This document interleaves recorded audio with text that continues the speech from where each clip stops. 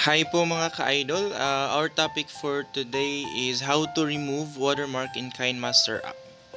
So, isi-search lang po natin yung AC Market through Google or any browser. Ayan, at click lang po natin yung first na lumabas.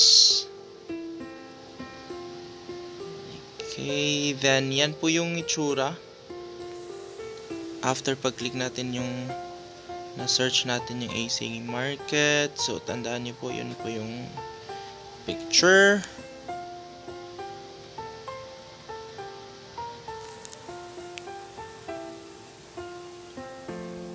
Okay, so may lalabas po na this type of file can harm your device. So, just select okay na lang po.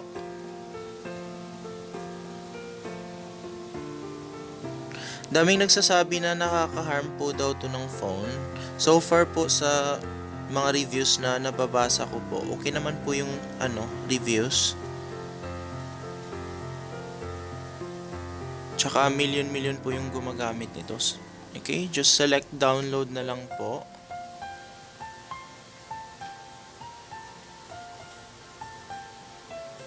Naglo-loading pa po, saglit.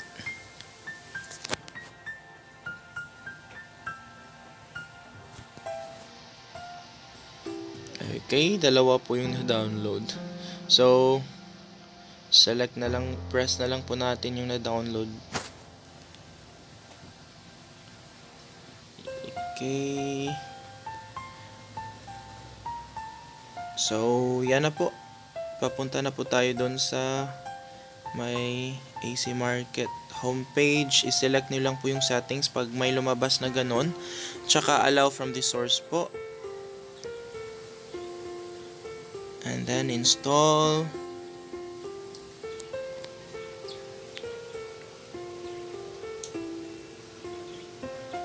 Ayan. Na-installed na po. So, kindly open na lang po. Tsaka, okay. Select okay. Allow.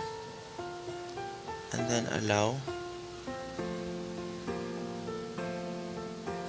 So, nandito na po tayo sa homepage ng AC Market. Makikita nyo po para po siyang katulad ng Play Store. So, search lang po natin yung kinemaster sa search button. Then, yan po yung lalabas, kinemaster Pro Video Editor. Nakikita nyo po yan.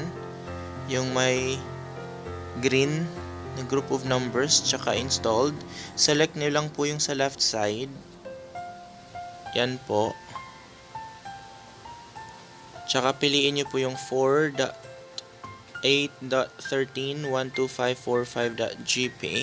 And then yan na po, nagsisimula na po yung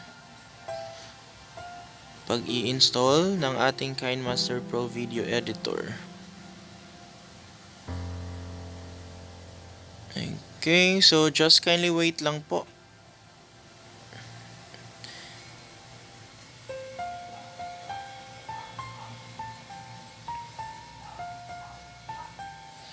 Medyo matagal po itong i-install po. Kaya habaan po natin yung pasensya po. Okay, 15% pa lang.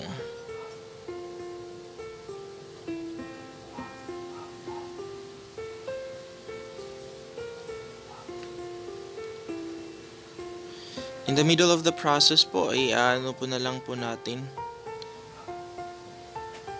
Ika-cut po. Yan lang po yung susundin nyo po. Mag-aantay lang.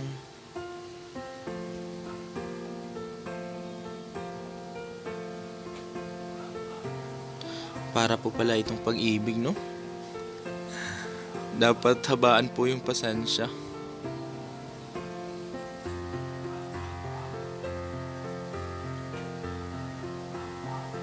O, 36%.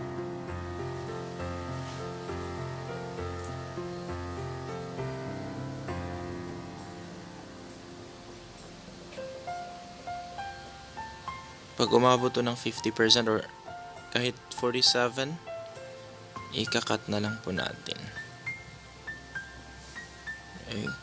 Okay, thank you po sa pag-aantay. Yan na po. Ito yan na po yung Pagkatapos natin ma-install, ma-download pala. And then install.